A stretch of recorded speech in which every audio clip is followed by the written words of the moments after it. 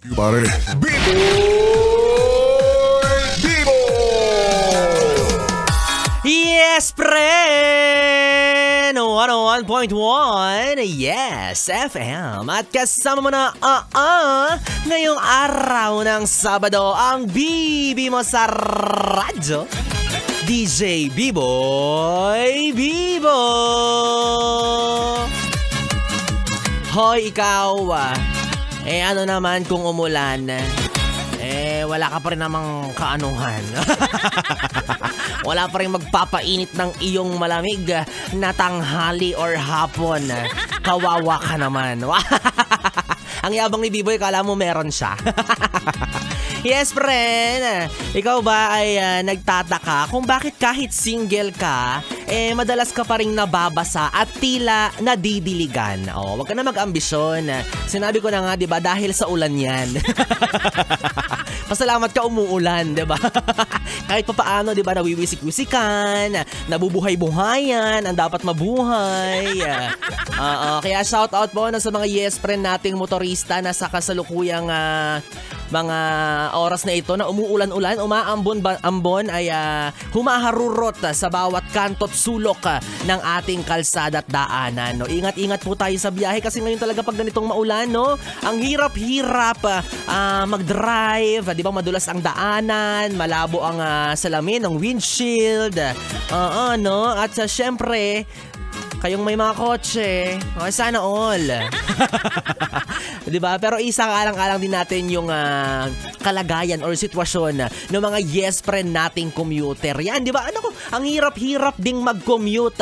Talaga nga naman kapag ganitong maulan, diba? Isipin mo, halimbawa, ikaw nagmomotor ka kasi mahal ang taxi, diba? Hindi mo masyadong afford or hindi naman kaya nagmamadali ka. Kaya ang choice mo lang ay magmotor.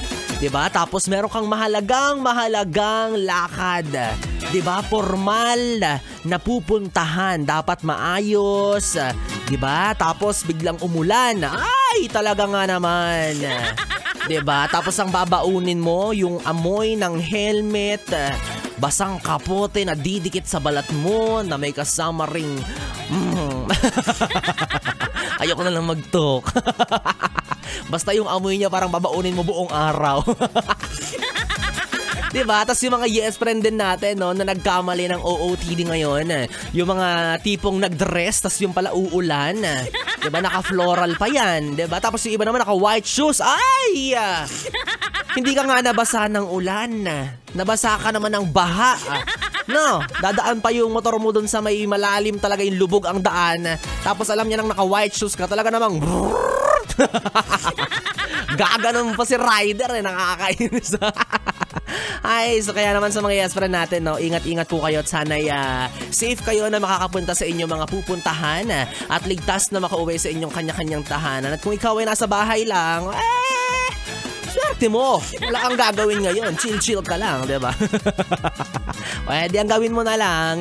Samahan mo na lang si B-Boy Bibo dahil ako na ang iyong kapiling para sa isa na namang programang punong-puno ng saya sa pamamagitan ng ating mga naggagandahang tugtugan na pwede mong sabayan ng sayawan o hindi naman kaya kantahan. Kaya naman dito ka lang sa 101.1 Yes FM dahil tuloy-tuloy pa rin ang ating tugtugan with our next song by Arthur Neri, Pagsamo.